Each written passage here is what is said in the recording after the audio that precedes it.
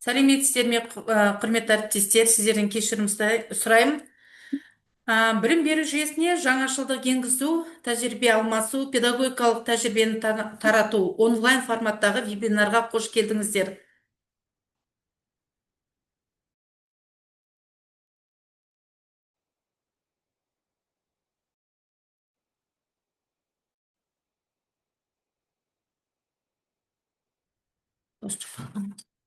Онлайн форматтағы вебинарда Мағжан Жұмабаев атындағы номер 137 жалпы білім беретін мектептің бастауыш сынып мұғалімдері Сауданова, Жанат Жұмашқызы инновациялық әдістер арқылы бастауыш сынып оқушыларының зерттеушілік қабілетін дамыту.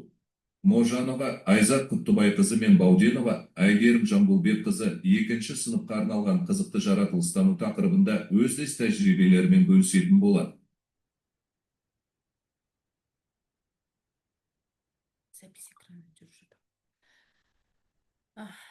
Бұл тәжірибе тарату бағдарламасы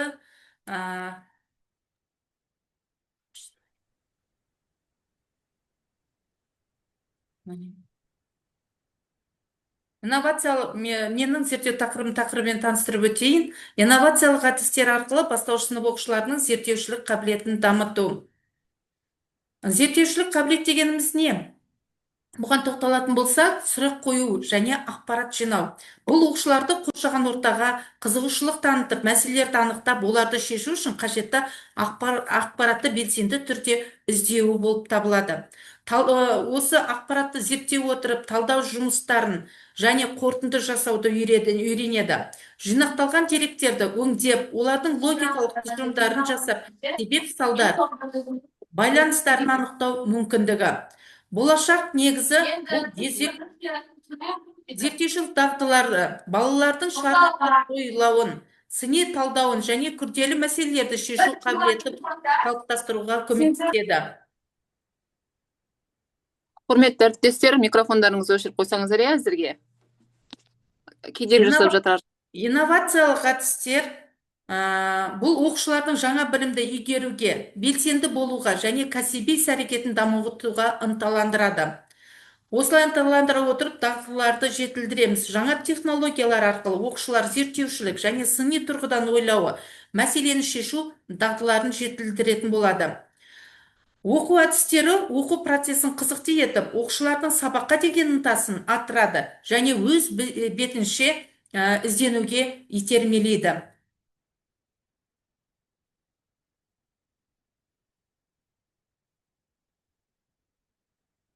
Ақыл-ой карталарына тоқталатын болсақ, мұнда визуалды жүйелеу. Ақыл-ой карталары ақпаратты визуалды түрде ұйымдастыруға, идеялар арасындағы байланыстарды анықтауға көмектеседі. Орталық идеядан бастап тақырыптарға тармақтануын құрып, арқылы оқушылар күрделі мәліметтерді жеңіл түсінуі және есте сақтай алады. Ойлау қабілетін кеңейту. Бұл әдіс оқушылардың креативті ойлау қабілетін ынталандырып, жаңа идеялар мен шешімдерді табуға мүмкіндік береді. Ол ақпаратты құрылымдау және оңай қайталау үшін тиімді құрал болып табылады. Ол мейлі сабақ бермейді, оқушы жоқ оның жанында. Цифрлы платформаларда қолдану. Бұл қолдану оқушылардың өзіне қажетті ақпараттарды жинай отырып үйренуіне одан әрі тиімді етеді. Оқушыларға карталарды оңай жасауға, өзгертуге және бөлісуге цифр платформалар көмектеседі. Оның баласы өзінің сыныбында, иә? Кенже ұрлық жасаған вообще өзінің баласы екен ғой негізі. Жобаға негізделген оқыту бұл нақты мәселелерді өзінің баласы, жаңа оқушысы 4 жылы өз оқушысы екен. Ол біресе ананы іздеп, біресе мынаны. Кеше өзіне айтқан бірінші мыналар. Оқушылар жоба арқылы өмірде кездесетін нақты мәселелерді шешуге қатысады. Бұл олардың зерттеушілік дағдыларын тереңдете түседі. Тәжірибені жинақтай отырып, бірнеше жобаны дайындау, көрме ұйымдастыру және сын пікір білдіру арқылы оқушылар практикалық тәжірибемен білім алады. Тақырыптардың әртүрлілігі де бұл экологиялық, тарихи, математика сияқты әртүрлі тақырыптағы жобалар оқушылардың қызығушылығын арттырып, олардың әртүрлі салаларда білімін кеңейтеді. Сонымен қатар қазіргі таңда лесен стадия әдісі бұл мұғалімдердің бірлескен зерттеу екенін барлықтарымыз білеміз. Бұл лесен стадия мұғалімдердің кәсіби дамуына және оқыту сапасын арттыруға бағытталған бірлескен зерттеу әдісі. Бұл жерде топтық жоспарлау жүріп, бақылау және талдау жүргізеді. Бұл мұғалімдер, ата-ана, оқушылар арасындағы кері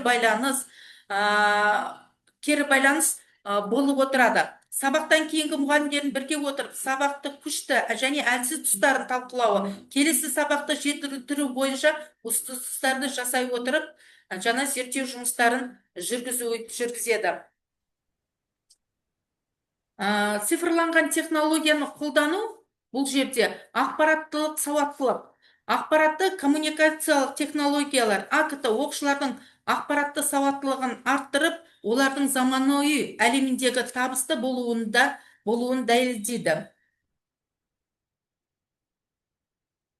Инновациялық құралдар, 3D принтерлер, интерактивті тақталар және білім беру платформалар сияқты құралдар бұл зерттеушілік қабілетті қолдап, оқу процесін қызықты әрі тиімді болуына ықпал етеді. Сонымен қатар STEM дағдыларын дамыту. Бұл цифрлық технологиялар STEM, ғылыми технология, инженерлік, математика бағытындағы дағдыларды дамытуға ықпал етеді. Оқушылардың логикалық ойлауын жетілдіреді. Бұл жердегі қиындықтар, қиындықты пен шешім, мұғалімдердің дайындығы, инновациялық әдістерді меңгеру деңгейі мұғалімдер арасында әртүрлі болуы мүмкін. Бұл оқыту процесінде қиындықтар туғызады. Үздіксіз кәсіби даму, бұл мұғалімдерге арналған тренингтер, семинарлар, коучингтер арқылы инновациялық әдістерді тиімді қолдануға қолдау көрсету қажет. Бұл жерде мектептер арасында байланыс болып отырса, тәжірибе алмасу үздіксіз кәсібидің дамуына үлкен ықпалын тигізеді. Мектеп ішіндегі ынтымақтастық пен тәжірибе алмасу мұғалімдердің бір-бірін үйреніп, әдістемелік дағдыларын жетілдіруге мүмкіндік береді.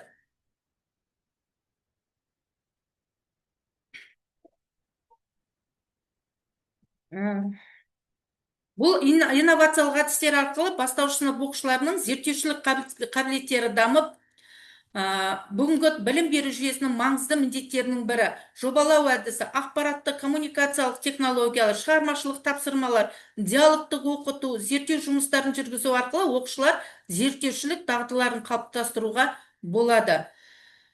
Бастауыш сынып кезеңде зерттеушілік қабілеттерді дамыту болашақта ғылым мен білім саласында өз орнын табуға әрі өмірдің әр саласында табысты болуына мүмкіндік береді.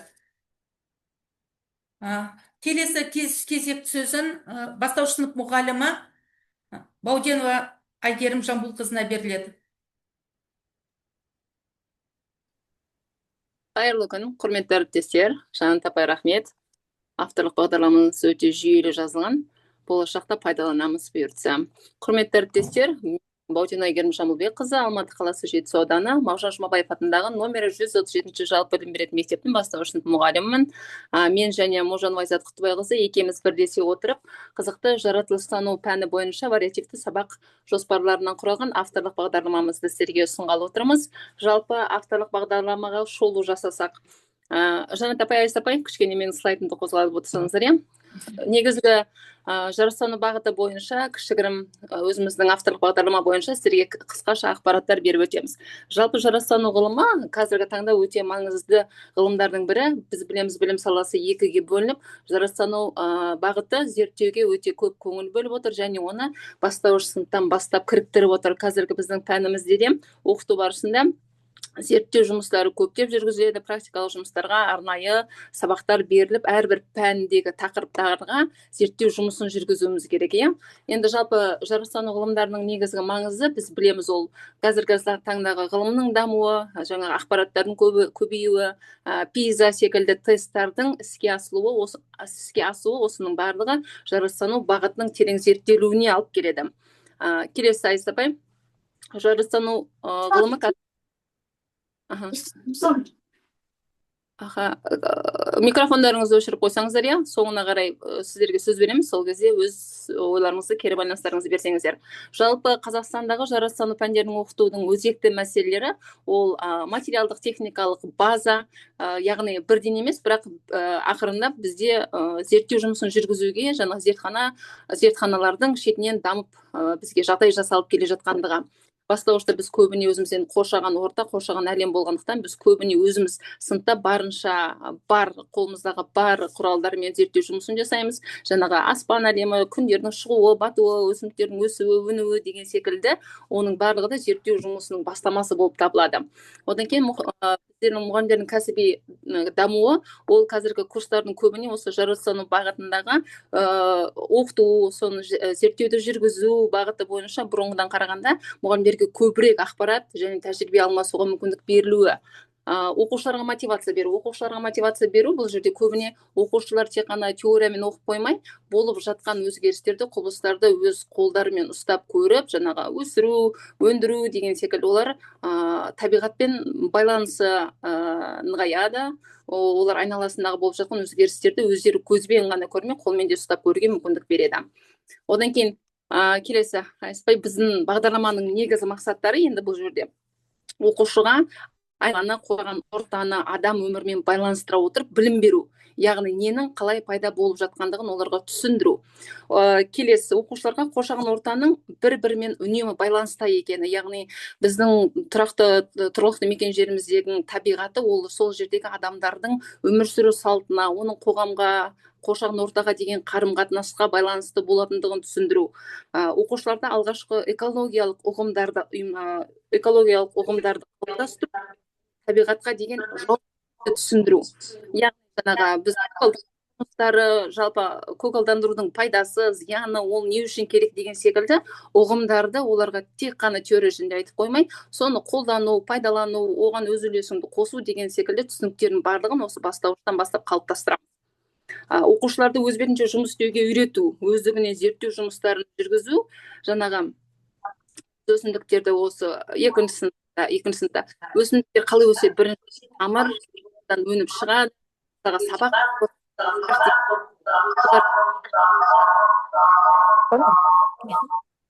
өздері көреді, өздері түсінеді.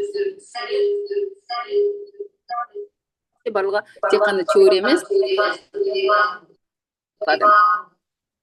Микрофондарыңызды өшіріп тастаңыздаршы, өтініш. Оқушыны өз пікірі бар, құзыретті тұлға ретінде бағыттап тәрбиелеу. Өз пікірі бар дегенім сол жаңағы бала өзінің істеген жұмысын дәлелдеп айту, оны түсіндіру, оны қорғау, яғни ол жаңағы оқығанын ғана айтып бере салу емес, ол жаңа өзінің бойынан өткізген нәрсені түсіндіріп және оны қорғай алу, нақты өз пікірін айта алуға үйрету. Оқушыларға сенімділік білдіру, пәнге деген қызығушылық арттыру. Негізі қазір жаратылыстануда мысалға балалар тек қана теория болмағандықтан олар жақсы қызығады негізі балаларға. Жаңа гүл өсіру, суға салу, тамырын шығару деген секілді дүниеде балалардың қызығушылығы өте жақсы. Міне біздің жаңағы жазып отқан авторлық бағдарламамызда вариативті сабақ ретінде қосымша жаңа факультативқа, жаратылыстану таңдау мүмкіндік берілсе, соны таңдап біздің авторлықта пайдалансаңыздар, ол жерде сіздерге кәдімгі жылдық жоспар, календарныймен, қамышылармен толыққанды берілген. Негізгі осы біздің авторлықта бастапқысы осы. Енді қазір Айзат апай өзі ары қарай жалғастырып сіздерге негізгі қағидаларын түсіндіреді. Қызықтырса сіздерде жаңағы мектептеріңізде жаратылыстану пәніне вариативті сабақ берілетін болса, сіздерге жаңағы осыған байланысты бір нақты сүйенетін құжат керек болатын болса, онда бізбен хабарласып, біздің авторлықты пайдалансаңыздар да болады. Жақсы, рахмет барлықтарыңызға. Келесі Айзат апай жалғастырады. Айзат апай айтқанды тыңдап, соңына кері байланыс берсеңіздер, ұсыныстарыңыз болса, сұрақтарыңыз болса, айтсаңыздар, тіпті біз үшін өте жақсы болатын еді. Рахмет. Айзат апай. Сәлеметсіздер ме, құрметті әріптестер? Сәлеметсіз бе? Рахмет, Әйгерім апай. Сізбен менің бірлесіп жасаған жұмысымыз бүгін міне жарқы кітап болып шығып, енді қолданысқа басқа аудандарда, басқа мектептерде өз үлесін тапса деген ойдамыз. Осы біздің бір кішкентай ғана өзіміздің бастауыш сынып оқушысы сияқты мәпелеп өсірген бір кітабымыз сіздерге жол тартса, біз қуанамыз. Сіздер қолдансаңыздар. Әріптесімді ары қарай жалғастыра кетейін. Авторлық бағдарламаның ерекшелігі ол интерактивті сабақтар ең біріншісі. біз мысалы түрлі платформада қазір балаларға сабақ өткен кезде түрлі платформаларды қолдана аламыз. Мысалы білімлен, жаңағы WordWall тағы сияқты платформаларды. Ол платформаларды біз сол арқылы тапсырмалар орындаймыз, және оны балаға түсінгені, қолданғаны, сол жерге орындағаны өте қызықты. Сондықтан да интерактивті әдіс тәсілдер, интерактивті сабақтар қазіргі таңда өте үлкен белес алуда. Сонымен бірге жаңағы шығармашылық дағдылар, оқушылардың шығармашылық дағдыларын, сыни тұрғыларын, сын тұрғысынан ойлауын дамытқан кезде біз ерекше назар аударуымыз керек. Қазіргі балалар, білесіздер, өздеріңіз математикаға өте жақын балалар.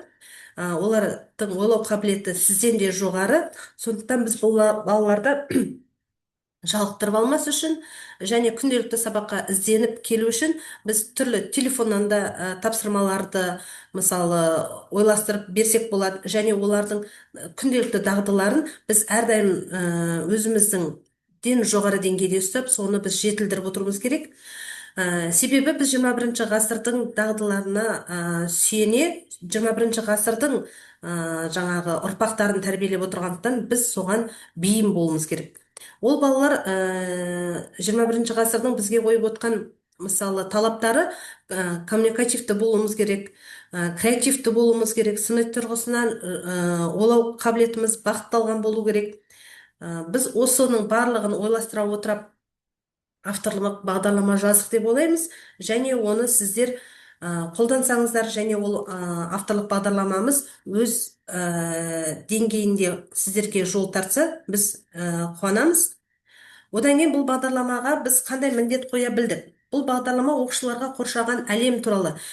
Керек десеңіз, бізді қоршап тұрған су, ағаш, мысалы топырақ, осының барлығы, яғни әртүрлі денелер туралы балалардың сұрақтары өте көп.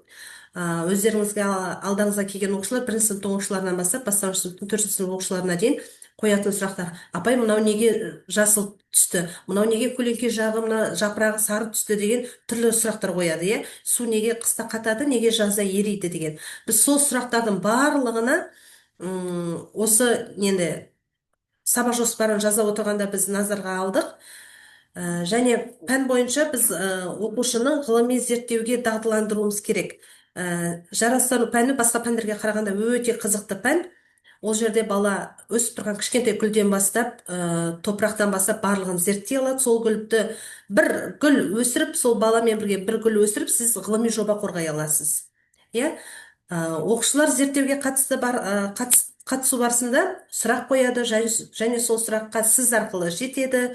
Сол сұрақтардың жауаптарын беру үшін біз түрлі зерттеулер жүргіземіз. Оның нәтижесін алғаннан кейін мәліметтерді жинақтаймыз, талдаймыз, баламен бірге күнделік жазамыз, оны өңдейміз, және оны басқа балаларға түсіндіреміз. Көрдіңіз бе, бұл бағдарламаның алға қойып отырған міндеті өте орасан зор. Оқушылар сонымен қатар ақиқатқа байланысты іс-әрекеттің жауабын табуға, және өзіңізге сұрақ қоюға, бақылауға, бағдарлауға және ойлауға дағдыланады. Қазіргі оқушылар креативті ойлайды, және сұрақ қойсаңыз, өзіңізге сұрақпен жауап береді. Күтілетін нәтиже бұл біз авторлық бағдарламадан алдыға қойып күтіп отырған нәтижеміз, оқушылар қоршаған әлемді білсе, түсінсе, ол жердегі түрлі денелерді, құбылыстар туралы алғашқы білімдерін қалыптастырса, жаңағы біз фундамент қалаушы бастауыш сыныппыз ғой, осы бастауыш сыныпта олар жаратылыстану пәнінің негізгі күтілетін нәтижесін, міндетін, мақсатын біліп кетсе бала біздің алдымыздан, және жаратылыстану ұлғая келе ол қандай пәнге апаратын, және қандай зерттеу жұмыстарын жасайтын біз балаға толыққанды түсіндіруіміз керек. Және пән бойынша оқушылар ғылыми зерттеулерге дағдыланады. Жаңа айтып өткен, сіз бір сабақ өтсеңіз де бала бір гүлдің құрылысын жаттаса, сіз бір жоба қорғасаңыз да бір бала сол жобаның бас аяғын толыққанды білсе, сіз балаңыз ертең зерттеу жұмысына араласа алады. Оқушылар зерттеуге қатысу барысында жаңа айтып өттік қой, сұрақ қояды, сұраққа жауап береді. Сонымен бірге сізбен бірге бала теңдей дәрежеде өзіңізбен бірге ақпараттар жинайды, ол ақпараттарды қолданады, ол ақпараттарды екеулеріңіз бірге қалыптастыра аласыздар. Оқушылар сонымен қатар ақиқатқа байланысты бізде мысалы бұрын жаратылыстану пәнінде біздің оқушы күнімізде мысалы кітапта қандай ақпарат жазылған біз сонымен шектелетінбіз, ал қазіргі балаларда ақпаратты түрлі жерден, мысалы кітаптан, интернеттен, басқа мемлекеттен де алады балалар, иә. Түрлі ойындар ұйымдастырсаңыз ол жерден де ақпараттар алады. Қазір біз балаға мұғалім, енді біз бағыт берушіміз ғой, сол бағыт бере отырып баланы өзіңіз қалаған деңгейге дейін көтере алатыныңызға нық сенімдеміз. Осы бағдарламамызды қорытындылай келсек, авторлық бағдарламамызды оқушылардың ғылыми танымын кеңейту біздің ең бірінші мақсатымыз. Одан кейін олардың ғылыми зерттеулерге баулу, яғни қандай зерттеу жасаса да оны қызығушылықпен орындай білуге біз үйретуіміз керек. Және бұл инновациялық әдістерді қолдансақ, интерактивті инновациялық оқыту әдістері білім сапасын арттыруға үлкен кепіл бола алады. Мысалы, сіз сабағыңызды күнделікті қызықты өтсеңіз, күнделікті жаңағы зерттеу жұмыстарын жасап отырсаңыз, тақырыбыңызға сай, сіздің балаңыз сол жаратылыстану сабағына қызығады. Және ол жаратылыстану сабағына қызыққан бала сіздің білім сапаңызды да көтеріп береді. Жаратылыстану ғылымдары арқылы жас ұрпақтың саналы, сауатты, жан-жақты азамат болып қалыптасуына үлкен үлес қосады. Біз енді ұрпақ тәрбиелеуші адамбыз. Біздің мұғалім деген атымыз, біз Қазақстанның болашақ азаматтарын тәрбиелеуші адамбыз. Сол тәрбиелеп отырған жас ұрпағымыз жаратылыстану ғылымы арқылы үлкен нәтижелерге қол жеткізе алады. Баршаға қолжетімді сапалы білім беру Қазақстанның білім беру жүйесінің басты мақсаты және болашаққа деген құйып жатқан инновациямыз, депозитіміз деп айтсақ та болады, инвестиямыз, иә. Біз жас ұрпақты тәрбиелей отырып, әрбір үйдің бір ғалымдарын тәрбиелеп, соларды үлкен жолға қоя алсақ, ол бастауыш сынып мұғалімінің жеткен жетістігі. Тыңдағандарыңызға көп рахмет. Енді біздің авторлық бағдарламамыз туралы кішігірім кері байланыс жасасаңыздар болады.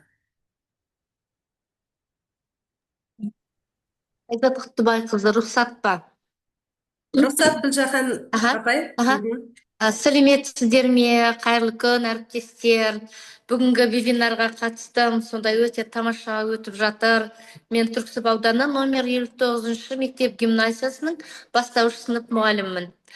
Айзат Құттыбайқызының өз авторлығы туралы қызықты жаратылыстану вариативті сабаққа жазған кітапшасы өте жақсы, керемет екен. Өте тиімді, бәріміздің де бір жасап отқан дүниемізді толықтырды түгелімен деп айтсам болады.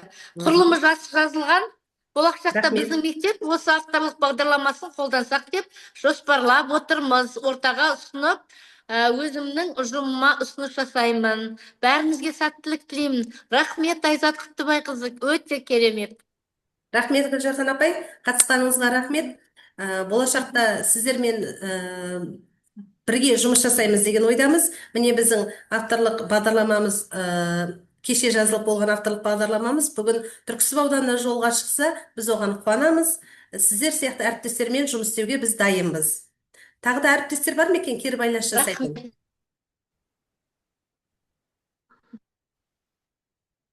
Мына жерде бірнеше әріптестер қатысып отыр екен, кері байланыс жасасаңыздар болады.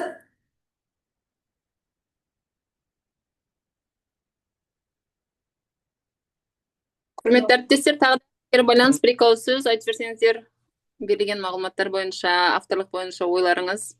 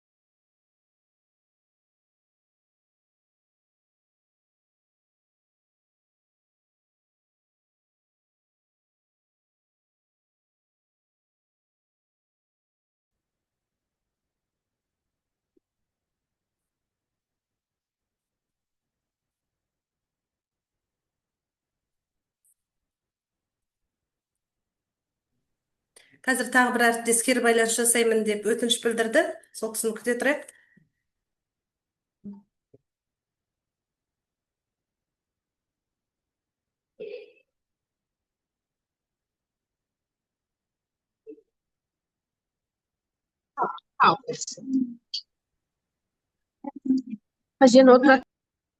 Гүлдана. Гүлдана әріптес, сәлеметсіз бе? Сәлеметсіз бе? Сәлеметсіз Біздің бе? авторлық бағдарлама сізге қандай ой туғызды? Ұнады ма сізге? Қай жағынан не түйдіңіз? Айта кетсеңіз. Сәлеметсіздер ма? Әйгерім Жамбылбекқызы және Айзат апай, сіздердің әдістемелік құралдарыңыз маған өте ұнады. Товарищество сабақ. Сабақта пайдаланамын, өте қызықты, нақты тапсырмалар берілген. Сол жағымен Тамаша. балаларды тартып. Сіз қай ауданнан қатысып отырсыз? Мен қазір уақытта Алматы облысы Еңбеш Қазақ ауданы Алмалы ауылында келешек мектебі бар бізде. Инаш Орманов атындағы орта мектеп. Сол мектептен ауылдық мектепте қатысып отырмын. Тамаша, керемет. Жаңадан ашылған жаңа мектеп, иә? Жаңа бағдарлама мен жұмыс жасап жатыр. Енді бұйырса сіздердің мектептеріңізге біз өз авторлық бағдарламамызды ұсынсақ, сіздерде қызықты жаратыстану вариативті сабақтар болса, біздің авторлық бағдарламаға қалай қарайсыздар? Көзқарастарыңыз? Әрине қуана сабағымызға енгіземіз. Тамаша, онда болашақта сіздермен жұмыс жасаймыз деген ойдамыз. Рахмет, кері байланыс бергеніңізге көп рахмет. Сау болыңыз. Сау болыңыз. Сау болыңыз. Тағы кері байланыс беретін әріптестер бар ма екен?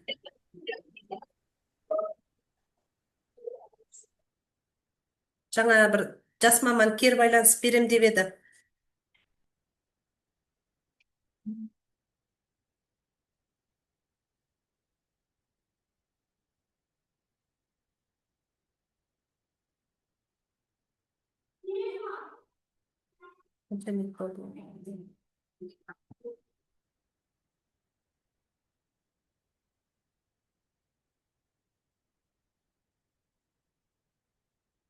Құрметті әріптестер, бізде басқа кері байланыс беретін әріптестер болмаса, онда біз вебинарымызды аяқтайық. Сіздердің де уақыттарыңызды Жоспарларыңызға алмайық. рахмет.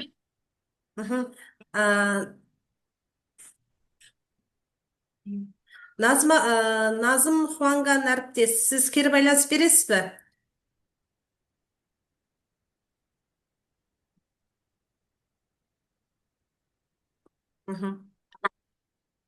Бізде әлі кері байланыс бермесеңіздер, құрметті әріптестер, комментарий жаза беріңіздер. Ол да кері байланыс болып есептелінеді. Сіздердің жазған пікірлеріңіз біз үшін құнды.